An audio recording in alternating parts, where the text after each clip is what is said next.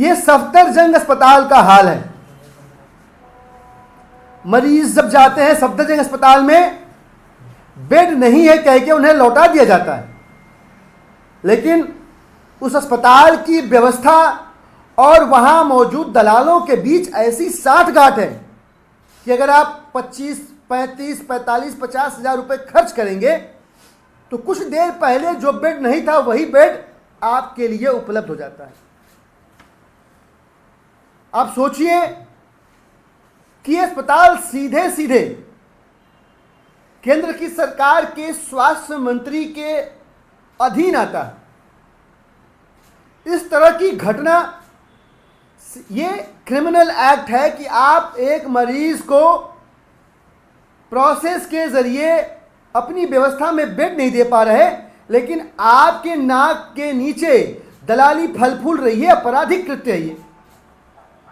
यहां की अपराध व्यवस्था को दुरुस्त करने की जिम्मेदारी अमित शाह जी की है, स्वास्थ्य मंत्रालय मंडाविया जी के पास है।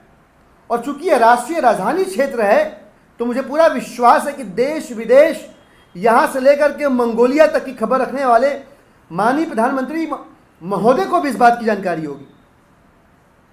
मेरा सीधा सा सवाल है कि आपके अधीन आने वाले जो अस्पताल मरीजों को बेड नहीं दे पा रहे हैं और दलाल पैसे से बेड दिलवा रहे हैं, इस तरह के भ्रष्टाचार के ऊपर जहां आपके अस्पताल का प्रशासन भी लिप्त है, आप चुप क्यों हैं? मैं स्वास्थ्य मंत्री महोदय से पूछना चाहता हूं, मैं गृह मंत्री महोदय से पूछना चाहता हूं और माननीय प्रधानमंत्री महोदय से भी पूछना चाहता हूं कि इस खबर ने आपका दिल दुखाया कि नहीं? ये एक खबर नहीं है, ऐसी और भी कई सारी खबरें हैं। अभी मैं आपको बताऊं, कल परसों की घटना है। 14 साल की एक बच्ची एम्स और सफदरजंग में धक्के खाती रही, लेकिन उसको बेड नहीं मिला, इलाज नहीं मिला। 4 महीने तक दिल्ली सरकार के कैंसर इंस्टीट्यूट में उस बच्ची का इलाज चला। जब वहां की सीमाओं से पार जाने लगा इलाज का तौर तरीका, तो उसको रिफर किया गया। वो बच्ची एम्स गई, उनका परिवार सफदरजंग गया, लेकिन वहां उनको इलाज नहीं मिला।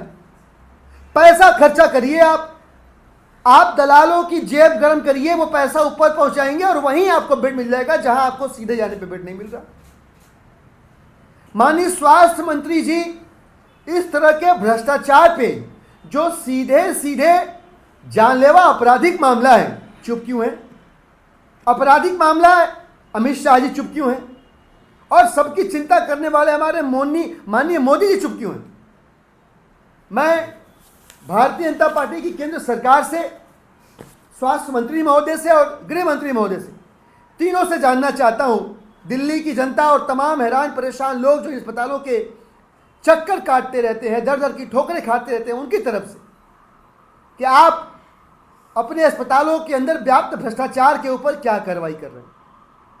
क्या आपका मौन सीधे सीधे इन दलालों को, इन भ्रष्टाचारियों को आशीर्वाद नहीं दे रहा, उनके हौसले नहीं बढ़ा रहा?